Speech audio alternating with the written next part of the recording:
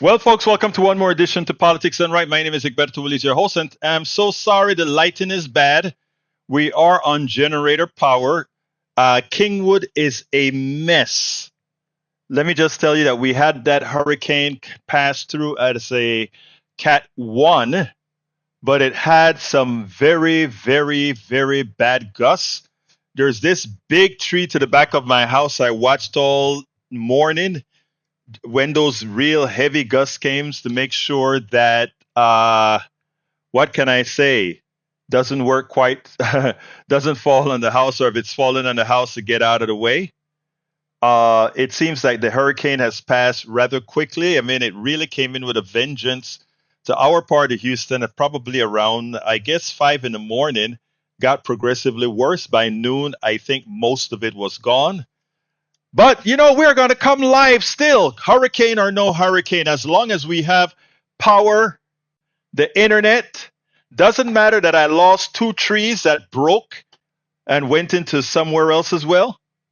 It doesn't matter that, we're on generator power, but the air, even though it's supposed to run the air, somehow the generator keeps turning off when we get too much of the air on, which means it's kind of hot. But you know what? There are a lot of people going through things all over this country, and we have a stinking hurricane today.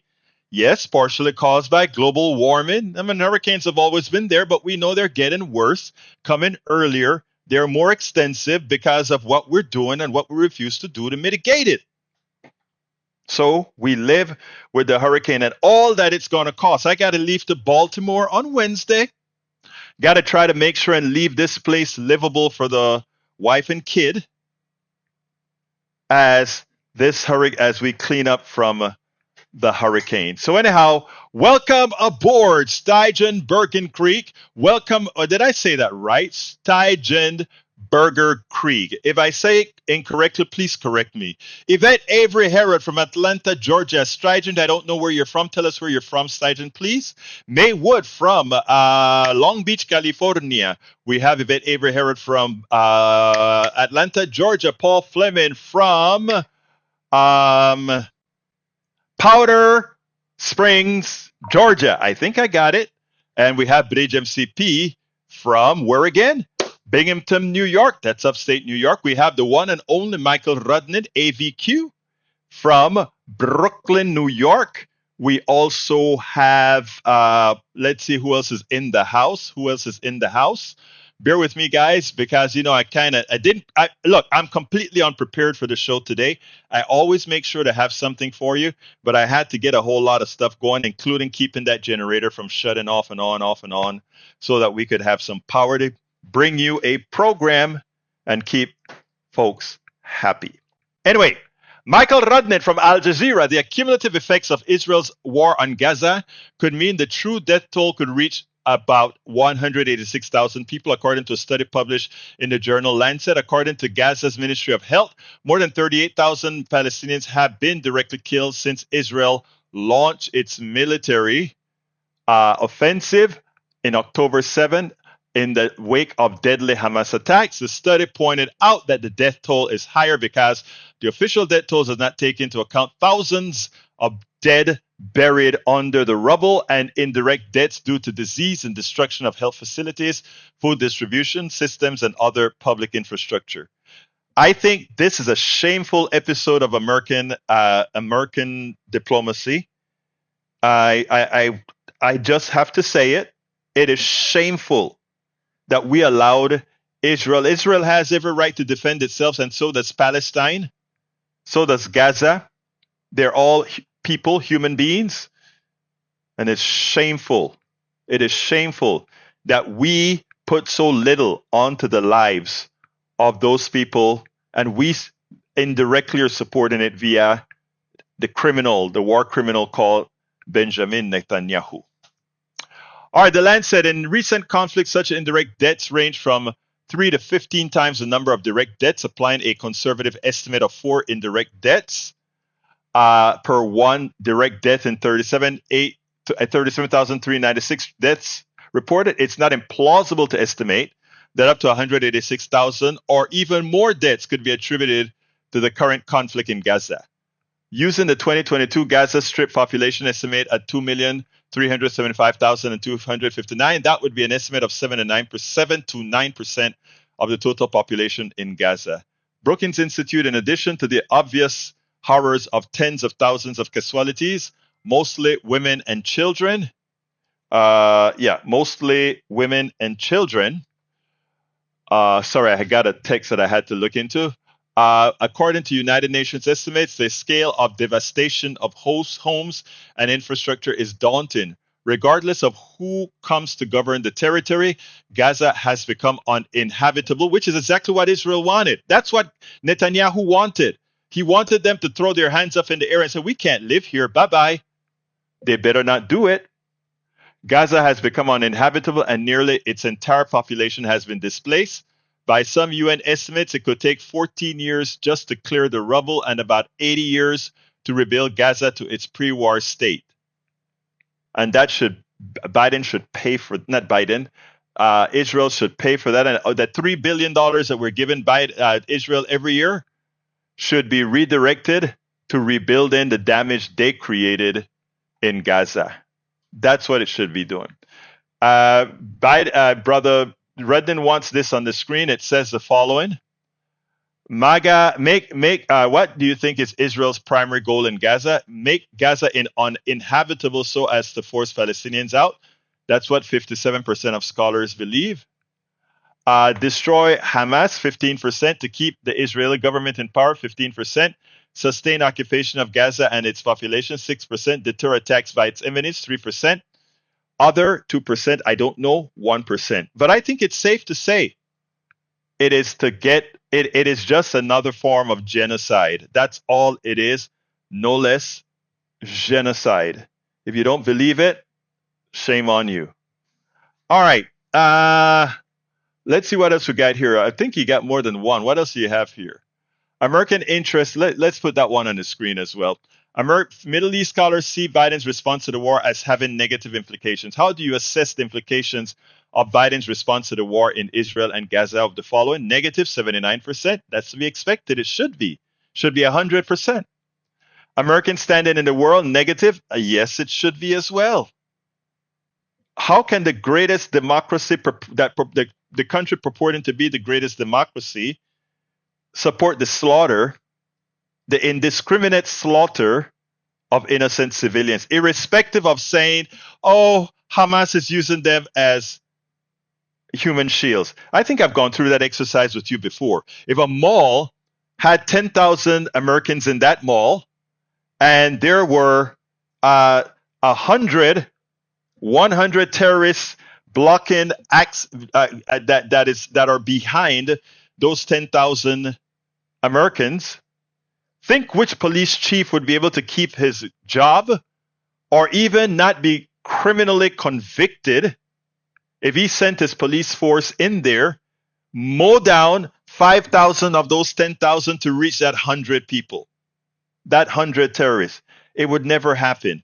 But you see, there are a lot of times we have tunnel vision or we see through colored glasses. Some people's humanity are valued more so than others. We better get over it because it costs us, and it costs us dearly. I think we should reassess our stances. Anyhow, continuing. Thank you for those. I can't put the other one up right now. But anyhow, let's continue the program. Let's see what else we got here from Melanie Keelan. Melanie says, happy hurricane, everybody. AVQ says, hurricane or what's left of a tropical storm. Yeah, it's zooming out of Texas, but it did a lot of damage. You know, a friend came over to the house today because he lost power on the northwest side of Houston, and I called him up to check. I called up a lot of people, including those of you in the PDR posse who I had your numbers. I'd sent you texts to check up on, make sure that you were all okay. I'm talking about the Texans that were in the vicinity of the hurricane. I looked them up on my list. And I sent a text verifying you're okay. I got a response from Roberto. Well, Roberto came over. Norman, also from Alistair Waters. I didn't have the information from. I sent a text over as well to Brother come on, give us a lot. Our right wing brother sent messages to him to make sure that he was okay as well. So that is what we do here. This is a family, as you all know. I like to consider the PDR posse family, and when things are out of whack, we try to find out and keep in touch. Also, I checked up on Ray. Ray said he was okay, just a few leaks. Norman got was using solar power and some backup power. Al is supposed to be coming over likely this afternoon. So we keep in touch with everybody when we have these storms. Those that are in our vicinity, that is. I mean, if it's a storm in New York, of course I'll check up on Bridge MCP like I did during the heat wave, etc. Make sure everybody's fine. All right, let's see what else we got here. Uh, we have another one from Michael. It says AP. Tropical storm Beryl unleashed heavy rains and powerful winds along the Texas coast, knocking out power to more than 2 million homes, mine one of them. Flooding streets with fast rising waters. The first responders. My wife was driving Roberto through the maze of Kingwood to get around the trees, and guess what they found out? Kingwood areas flooded. The street to the airport flooded. So they found a way around. We have a DJ that needs to get back to Baltimore. He came down here for a Panamanian festival that we were having on Saturday. He came to DJ. The hurricane blew in earlier than expected, blew us everything out, wet up his equipment. Now he can't get back to Baltimore to his job. Things happen. Anyhow, so yes, she's driving around trying to find ways to get here. All right. So yes, Beryl had already cut a deadly path through Mexico and the Caribbean before making its turn, sweeping ashore Cat 1 in Texas. Later weakened into a tropical storm. At least 2 people were killed. It's more than that now. There are 2 people here in Kingwood, I believe, who the tree fell into their homes, killed them. Yeah, it's rough. It's rough. And I just got a call that says Kingwood is in bad shape. We have a lot of trees, and the trees are just scattered. We only have 4 ways to get out of Kingwood, and the trees are all over the place, given a difficult path to get out. But we're doing it. Anyhow, continuing. Let's see what else. WAPO, Hurricane Beryl strengthened in our Atlantic, earliest Category 5 storm. Yeah, global warming. One event doesn't say that, but many do. Steigenberg is from Portland, Oregon. But I am from Concord, California, but you live in Portland. I love Portland. I went to Portland. What is it? The Columbia River that goes through? I love Portland. It's a beautiful city. I like the coffee out in town. It's sort of a peppy kind of a city. I love it. Beautiful city. Let's see what else we got here. Bridge MCP said Israel's relentless West Bank land grab imperils 2-state solution amid Gaza war. Israel is to get embarked on the largest single annexation of Palestinian land to date by seizing territory in the Jordan Valley. It's a shame, and we support it. Paul Fleming says, wait a minute. So the same dude who said he never had sex with Stormy Daniels now says he doesn't know anything about Project 2025? Got it. Everybody knows Project 25 is his doing. Everybody knows that. All right. British MCP said, amid renewed diplomatic efforts to end the conflict in Gaza and prevent it from spreading to Lebanon, Israel has accelerated annexation of land in the occupied West Bank to kill off any remaining prospect of an independent Palestinian state. Last week, Israel announced it would annex a total of 12 square kilometers in the Jordan Valley, the largest single annexation of Palestinian land since it seized the West Bank from Georgia during 1967 Six-Day War with an Arab coalition. It also unveiled plans to build 5,300 new homes for Israel settlers in the West Bank, which Jordan gave up its claim to provide space for the independent Palestinian state envisaged under the U.S.-sponsored 1990 Oslo Accords that in the decades of hostility and I mean, do you see, if you are the Palestinians, let's say somebody came into the United States and tried to annex some piece of land, are they going to fight for it? This is sort of mob as far as a country type mentality that we're looking at here. That is shameful. All right. Paul Fleming says the Coors family, Beer, the Walton families, the Exxon family have contributed to the Heritage Foundation and Project 2025. I guess there is money to be made by destroying the country. Well, they're destroying the country because country means nothing to them. These are international residents. Things go south here, they move somewhere else. They move somewhere else. BGMTT said, Trump, I know nothing about Project 25. His name is in there 312 times. For a screen example, Egberto, let's go ahead and put that up.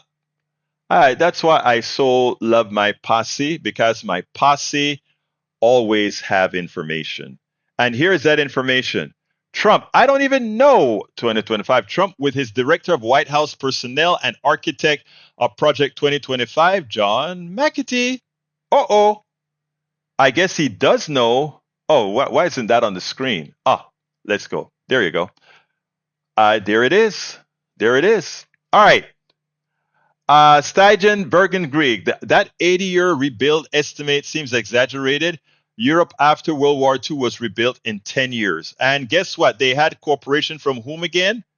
The United States. Look, if the United States really wanted a true Palestinian state and wanted to mitigate the utter evil genocide and destruction done by Netanyahu in Gaza, we could rebuild that place in 1 year, but we don't have the will to do so.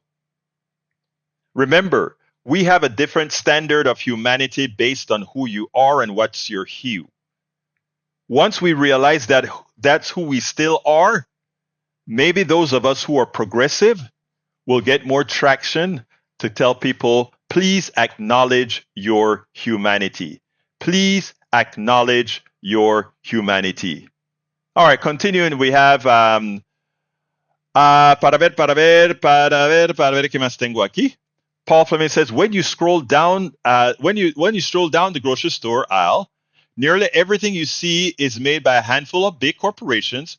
During the pandemic, those companies jacked up prices, but because of lack of competition, they've continued to keep them high. And it's hurting every American. As I stated several times, this is not inflation. This is greedflation. This is corporate greed. It's not the inflation rate, it's the corporate greed rate. And every corporation that has raised prices are responsible for stealing your money. It's not Biden. It's not Biden that is doing this, but if Biden and other folks try to mitigate the problem by saying, you will not charge that, they start to call you a socialist, communist, and all the other names. For which I would say, if that's what it takes to prevent corporations from stealing from America, then that is what you have brought onto America. That's what I would say. Let's be clear here. Biden has nothing to do with inflation. Now, Donald Trump does have something to do with inflation because he did raise tariffs, which Biden seems to want to follow. He better not quite let that take effect, because then a part of the inflation coming from higher prices from China will be his doing. But when Donald Trump raised prices, I mean, that stuff on China, who you think pay that tariff? The corporations don't pay the tariff. China doesn't pay the tariff. But if it's a product you want, you're going to buy it at that higher price and say, oh, it's inflation. It's not. It's done by Donald Trump. When you saw that supply chain problem that says, oh, because we have a shortage, that's inflation. No, that was the ineptitude of corporations.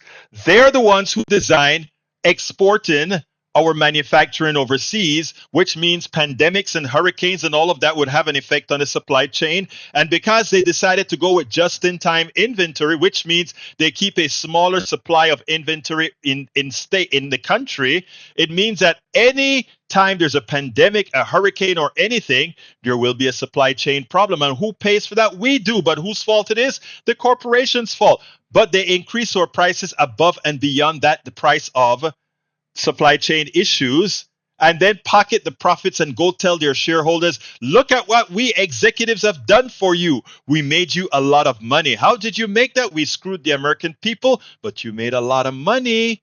And they abstract the evil from the shareholder. So you may own a piece of Exxon, you may own a piece of Walmart, you may own a piece of HEB or Kroger or whatever. You don't know that you are complicit in screwing your fellow citizen, because corporations abstract and capitalism abstract evil from the evil doer. Think about it. The abstraction of evil means you blame the wrong person. And that's why you see us blame Biden for the inflation. It's not Biden. It's the corporation and how they're run. You remember when gas prices were up? There was no shortage of gasoline. There was no shortage of petroleum. In fact, right during the pandemic, there was an oversupply of petroleum that they were paying people to take the petroleum. And then suddenly, they had to pay people to take the petroleum, so they're going to make up for the screw ups that they made. And who pays for that screw up? You got it. You do. And then you go elect a person like Donald Trump, who is a part of the same cabal who does those things. People, wise up. Wise to hell up. That's the only survival for not the country, but for your own pocketbook. You don't have to like Biden. You don't have to like Kamala Harris, whoever is going to be the nominee, whether Biden or Kamala. But you better vote Democratic. You better vote for that ticket. Because and by the way, for those of my peeps who listening in Appalachia, don't fall for the crap. They're trying to bring in racial crap. Don't fall for it. You are on our team, Appalachia. You are on our team. When they screw you, when they screw, they're doing most to you. Your level of living is much worse than in any major metropolitan area that they get you to kind of demise. Remember that. 50% of many of you are on the programs that this brother wants to cut. Because he's not, and while Biden is supporting creating new businesses in your parts of the world, remember most of the act, the Inflation Reduction Act that creates a lot of businesses, most of that went to where? Red states. Where is Appalachia? A bunch of red states. Education is what it's all about, people. Educate yourself. Don't fall for what some would call the okie doke. Please, remember. Steigenbergen Greek says, I just read Project 25 a bit. It is terrifying. I am frightened we're distracted by disputes about Biden. Read their plan, please. And we're going to do a good job of putting that out, my dear, beautiful Steigenbergen Creek. By the way, that's a different kind of name. Can I ask, I know you're in Portland, Oregon. Forgive my ignorance. Is Steigen a male name or a female name? I don't know. Please let me know. Because it sounds like a Scandinavian name. Do I get that right as well or not? Okay. All right, let's see. Carl Cox says Trump is code for born again liar. I agree. Paul Fleming says pastor who used illegal donations from churches to campaign for office is fined $3,500 fines issued to Scott Beard of Abilene's Fontaine Fellowship, and two pastors follow reported from ProPublica and the Texas Tribune that revealed the churches donated to his campaign for local office despite state and federal prohibition. They think they can do whatever they want. That's what they think. They can do whatever they want. We got to stop that. All right, Paul Fleming. The RNC plans to strategically conceal Trump's and the GOP's abortion views. As polling indicates, nearly 2/3 of voters in swing states support abortion rights in all or most circumstances. And what we must do is make sure that never happens. Egberto, rebuilding Gaza in 1 year, even if we put the entirety of our military and corporate power structure towards effort, probably wouldn't be able to do. I keep saying Gaza is a rubble pile. They've been hit so often, the rubble bounce. I shouldn't have laughed, but I hear you. But the truth of the matter is, Gaza is a very small place in the aggregate. And by the way, first of all, we don't have the will to do it. so it wouldn't be done. If we ever had the will to, it would.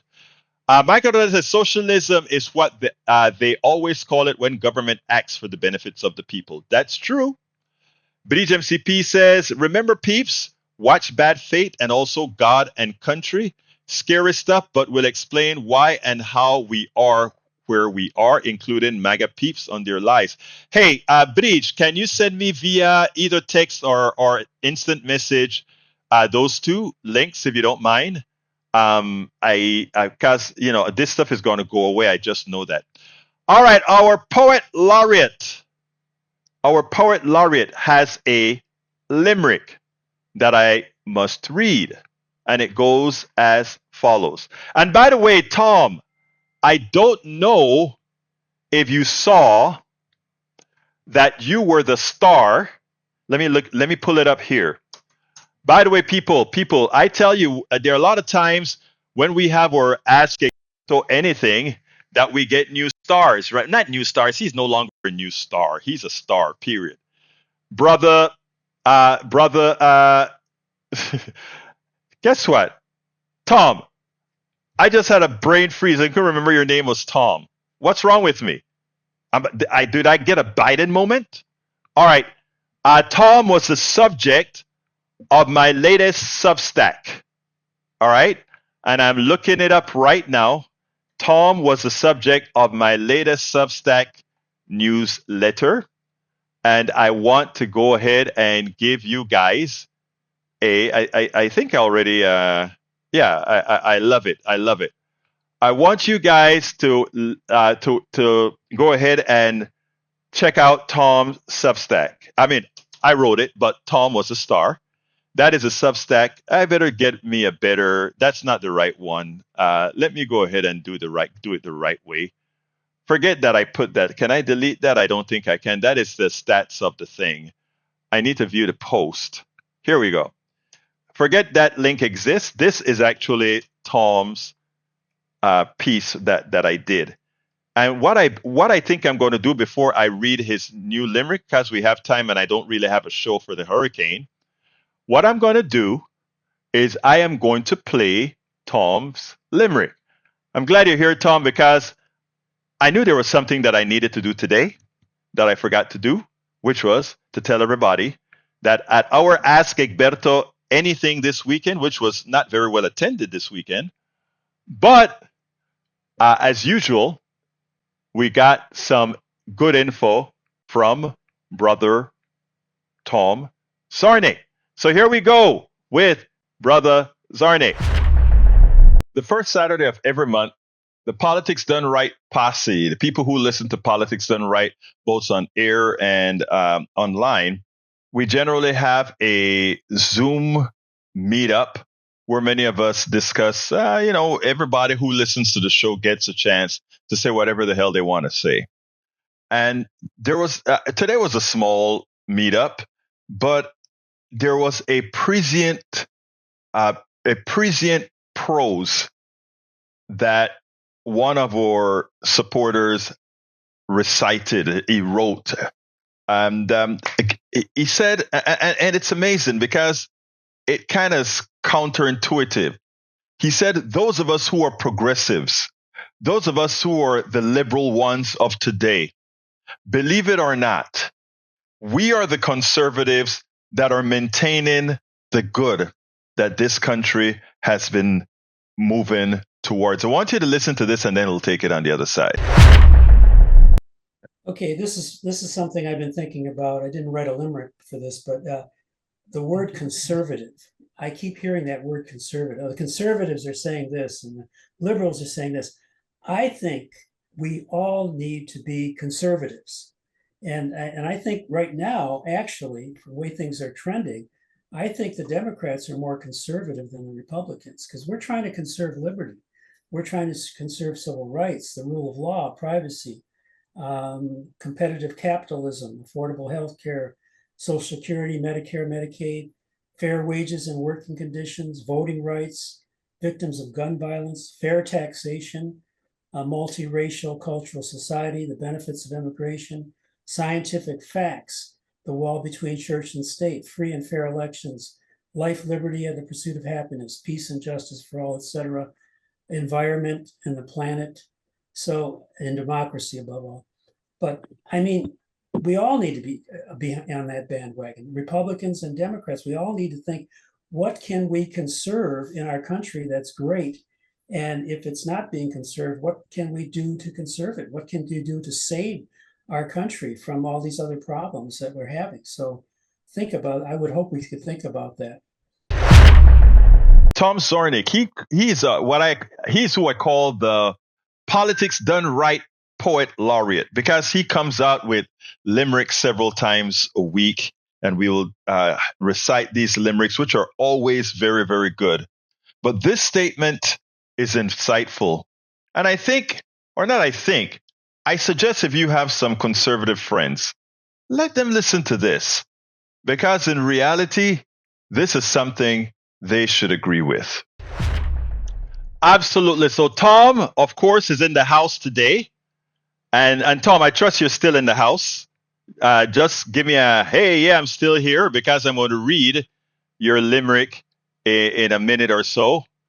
I love having Tom in our Ask Egberto sessions, because he always has something prescient to say. Normally, we also have Eric Hayes. Eric Hayes is one of our regulars that come in there, and Eric Hayes is a different Eric Hayes in our chat than he, or in our face to face than he generally is in the chat.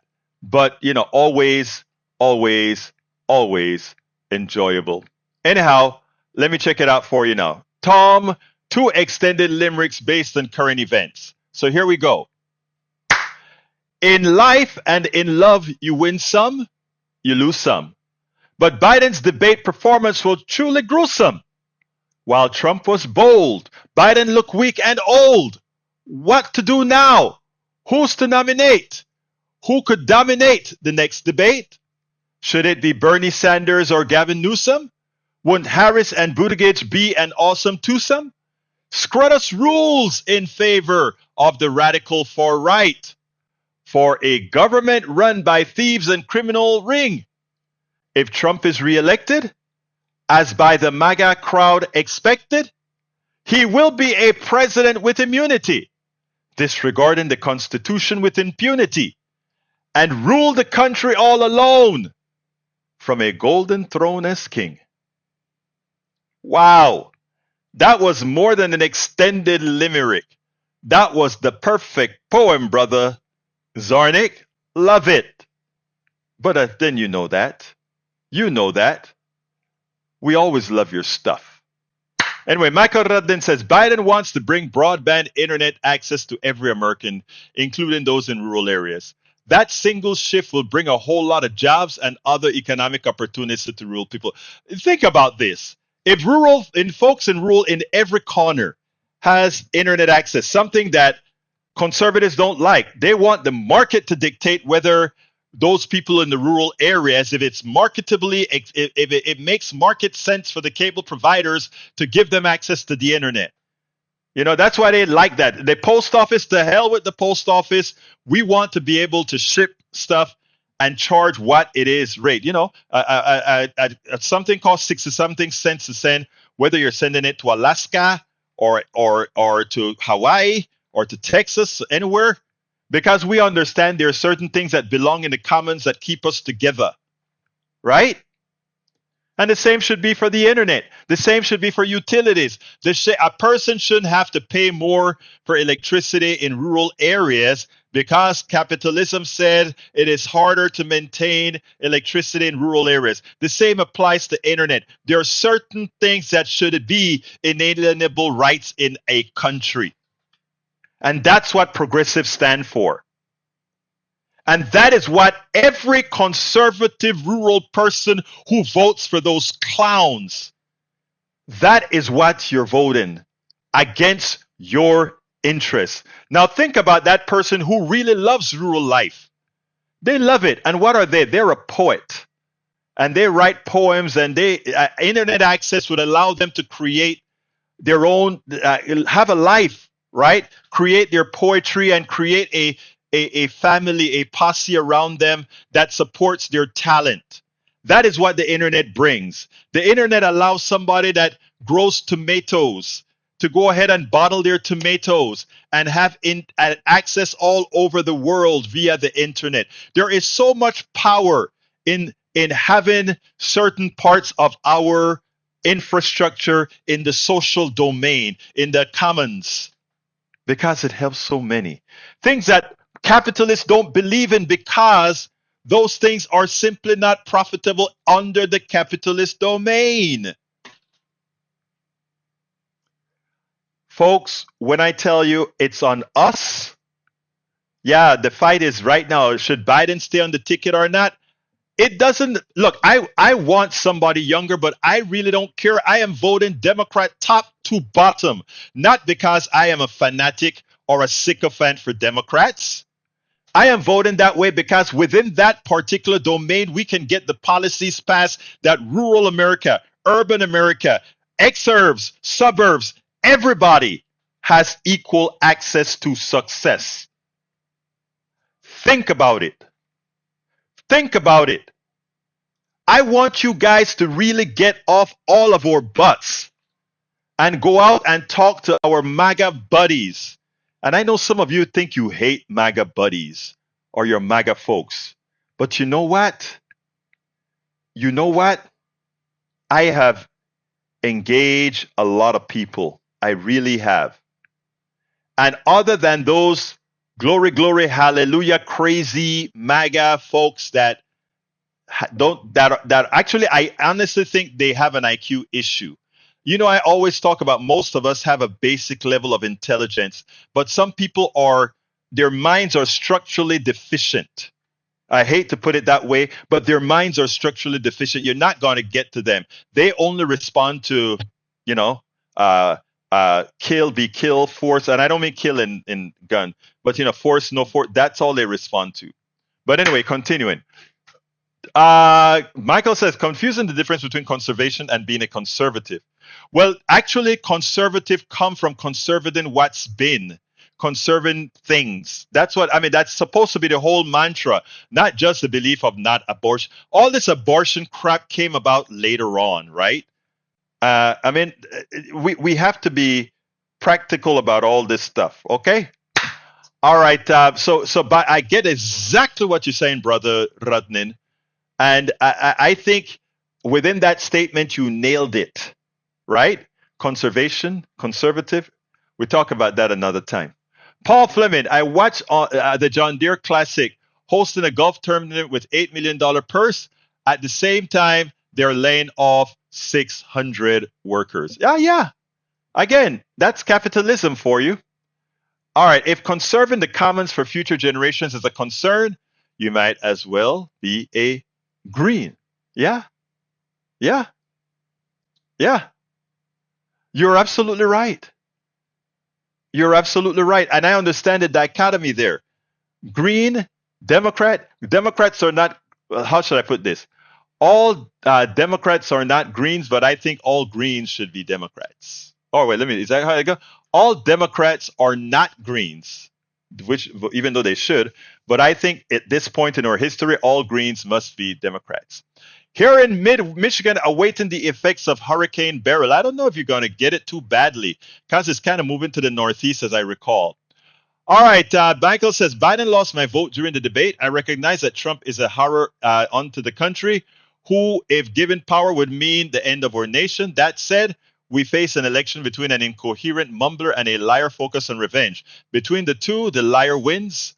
Then the horror begins. Joe Biden needs to choose his successor before the Democratic convention so that everyone who's not MAGA cultists can see what's truly at stake. I'm not going to even answer that, Brother Michael, because I know exactly where you're coming from. And I think they need to stop making the crap that somehow this is not, well, anyway, we'll talk about that another. Representative Jasmine for U.S. Jasmine Crockett, who I've interviewed several times. I don't have time to play games. We need to know what's at stake. In Texas, we have a state legislature that wants to institute the death penalty for women and abortions. I need to know that Democrats will have control of the House, Senate, and the White House. If we don't, Republicans are going to try and institute a nationwide abortion ban. We're going to do better, and we have got to focus on the prize. We have got. I saw when she gave that interview. I think that's the one she did with Ali Velshi, and in fact, I think I had taped that one. But I hear you, and I hear you clearly, Paul Fleming. I also hear Rudnin, and I think it's time for a change. Um, and I think deep inside of your heart, tell me if I'm misunderstanding this, Paul. You understand that if we can make a change that would be effective, somebody that can fight Biden fight Trump toe to toe. In other words, what we saw in the debate wasn't a bad debate. Biden just doesn't have that fight to go ahead and hit things one in at fast pace anymore. Nothing on Biden. Biden was a great president. He saved the country. He brought in more liberal policies than anybody else. I got a message from a judge recently that says, I want you to see this thread. And she was absolutely right about what she said and the thread. But we have to be smart. We have to be smart. All right, breaking news. This is from Paul Fleming. Governor Newsom spoke on Biden's campaign check-in call.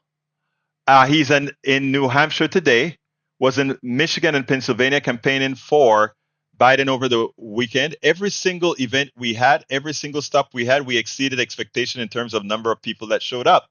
They're not given into the cynicism, that they're not given into the fear, they're not given into the anxiety. They're showing up because they care. They care the work in doing. They care about this president. Newsom said, I agree. I care about this president. I don't agree with his Gaza policy, but I care about this president. I care about this president because he has been he has not the most progressive, but he has gotten the most progressive policies passed. I agree with all of that, folks. Biden is 81. You see how he walks. You see how he talks. You see this all. I think look, nobody should take away anything from this man's accomplishment in every aspect of his presidency, except for, of course, Gaza. Even made some pragmatic decisions with LPNG, etc. But I also don't want us to become Biden sycophants. At 81, showing some of what he has shown thus far. This man could get a mini stroke at any time. Let's be honest. Read Michael Moore's piece. I love it because he shows the love that Biden deserves, but he also is very pragmatic in what he's saying. And again, let me just say, in Biden's fight to hold this stuff on, he didn't lose a few points from me when he said something like, if I lose to Trump, which on this trajectory he will, because it's not about the Democratic base. It's about the entire country. If he says, if I gave it my all and I lose the election, well, I would have given it my all. I wouldn't feel bad at all. That's some privilege, folks. That is some damn privilege. I would have liked to hear, look, Stephanopoulos, the interview wasn't any good on either part. But when he said, if we can prove to you that those people who love you but are dropping you because they feel you're not all there, if we can show you that that has an effect on winning or losing, will you consider dropping out? Only the God Almighty will get me to drop out. What the hell kind of answer is that? That the answer there was simple. You know what? If it is proven that people are, even though I know I can do the job, if it is proven that I just can't win, giving it my all, then I must pass the torch. It's not about me, it's about the country. That's not difficult. That's not a difficult answer. And that's not an answer saying I'm quitting. That's an answer saying if enough people can show me that the masses want something else, and by the way, 70% of the masses say yes, that's what they want. So coming and having a campaign rally with 1,000 people, look, Donald Trump brought 10,000 people, 15,000 people, 20,000 people, and lost every single time. He lost in 2016 and he lost in 2020. In 2016, he lost by 3 million votes. In 2020, he lost by 7 million votes. So having big crowds and exciting crowds doesn't talk about winning. So let's be clear, folks, and let's be clear-headed. All right. Michael Radnes says, Egberto, the only time I talk to a maggot is to educate others who would read the conversation to shift their alt-right talking points. And that's fine, Michael. I'll continue to talk to everybody, but that's fine. I tell people they don't have to do this. Egberto, please read this so you understand. Most Greens dislike the Democratic Party, most due to corporate corruption unleashed by Citizens United. Greens would only vote for anti-corruption candidates who focus on infrastructure instrument, social welfare, and environmental issues. What would previously be called good governance, Greens hate to vote for what they see as lesser evil. That last statement is actually a statement, a losing statement, but I get it. The person who ran for president for the Greens Party, every single time they've been friends of mine, including David Cobb. David Cobb and I break bread all of the times, and he ran as a presidential candidate for the Green Party. And the woman who ran the Native American who won a few years ago as well. I speak to all these people at the Democracy Convention or else place, love them all, but while they can live in the green or die, I have too many people who are a part of our family that can't live within the green or die. But I get it, Radnan. I get it. Peggy Lopez is in the house. How are you doing, beautiful? Do you still have that pink hair? If you change colors, send me a picture so we can show all our audience the great kind of folk that we have as part of our PDR posse. Michael Radnes says, Egberto. Oh, I read that already. All right, Peggy Lopez says, vote suppression is a right-wing thing. Ask Biden and step aside for asking Biden to step aside for the Americans who voted him in to run again cannot be suppressed. Okay, let me just say something about the people who voted for Biden. There are 14 million people that decided to participate into a primary where there's over 100,000 Democrats or somewhere around there. For 100 million Democrats, I mean. And we've got, 14 million. So I understand, yeah, he got 87% of the people who vote. The truth of the matter is people didn't have a choice. I love to hear when Biden also says we had choices, people had choices, etc. No, they asked a lot of people not to run. And the person that is really coming out and telling you that straight out is Joaquin Castro. He come out and said, look, I've been talking out of that. They ran me out of the race. They ran me out of the race. We have been talking about this for a long time. So when you say the race was a real democratic race, it was not. A lot of people were pretty much forced not to get into the race. There were all kinds of games that were played. People, the third-party groups that help politicians were told, if you go up against an incumbent, we will not fund you. I mean, there's a whole lot of things like that going on. So let's be honest. It wasn't an open primary. That's a lie, a verifiable lie. Look, if Biden was on the up and I really thought Biden was on the win, I would even consider saying, yeah, maybe we should look at Kamala Harris. I would not be there. I am for 100% winning in November. I just have a problem thinking that we are on a winning path right now. And the landslide path is still there. Let's take advantage of it. All right, Egberto, I sent you this. Don't you think it might explain New York Times saying this about Biden? Why aren't they not questioning Trump's talking lies? They should. Some have. Not the Trump lies should be a standard statement, but it also should be that all the pundits and Democrats not only talk about Trump lies, is let's give an example. I watched the press conf. I watched the debate, the people that are supporting Biden, right, and those that are supporting Trump. And when they ask the Trump supporters, why did Trump do this? Did he lie? Well, Trump could have used better words, but you know, Biden, the economy that Biden is pretty much a lie because Biden says X, Y, Z. They flip it on Biden, right?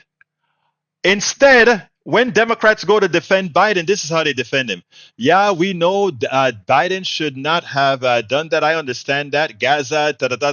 No. When I am defending Biden, what I'm going to do is I'm going to say I disagree with Biden on Gaza, but Biden was the absolute best for policies that helped America. And then I shift from Biden and I go immediately to Donald Trump. But to think that people who say they love America, to think that people who say they're moral, to think that the religious folks that believe that Jesus Christ wants to support us all, I would have to tell them, how could you possibly support the man that has raped women, the man that has grabbed women by their you know what, the man that have stolen from you, the man that many of the people that in your pew have been stolen from as they built up his Mar-a-Lago and all these other places? That is a lie. Why aren't you media talking about that day in and day out? Why are you allowing those who support Trump to get by with saying it is okay to harm Americans? But they don't do it. Biden doesn't do it. Biden supporters don't do it. The unpaid Democratic supporters, Egberto Willies with Politics Done Right and the PDR posse, we are doing that. Breach just did it. Breach says, why aren't they pointing out these things about Donald Trump? Well, if you don't have your posse doing it in and out, the Republican posse is doing it every day. They convert every option they get on national TV to promote that message. We don't. Listen to a Democrat defending Biden. Listen to a Democrat defending Harris, and you get what I'm talking about.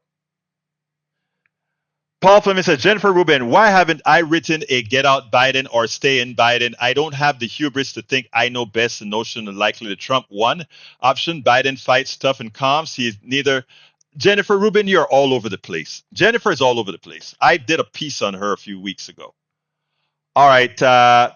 Michael says, Greens not voting for less evil, voting for the greater good is a moral standard that the Greens would not cross, even if it resulted in a loss. If you try to push a Green on this, you'd lose their vote. If you want a Green vote, focus on the issue that matter. But again, in Earth number one, a lot of the people who make up the Green Party, they have the option that losing is not important.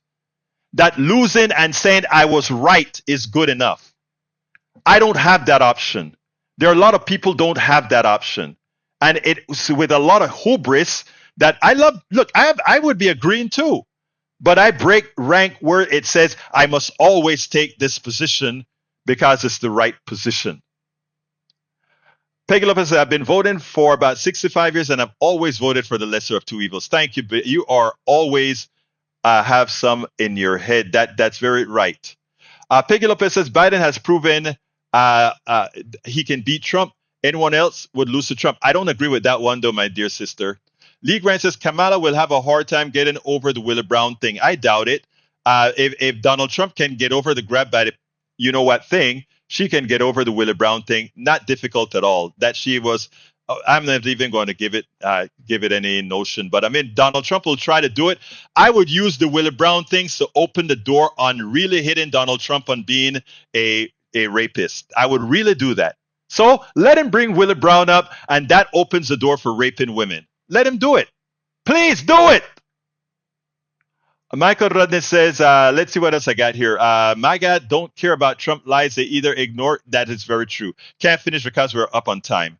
We're at 4 o'clock. We're at 4 o'clock. Okay, guys, I'm going to take 1 minute. I am heading off to Baltimore on Wednesday morning. I don't think I'll be able to have a show on Wednesday, but I hate not having shows, right?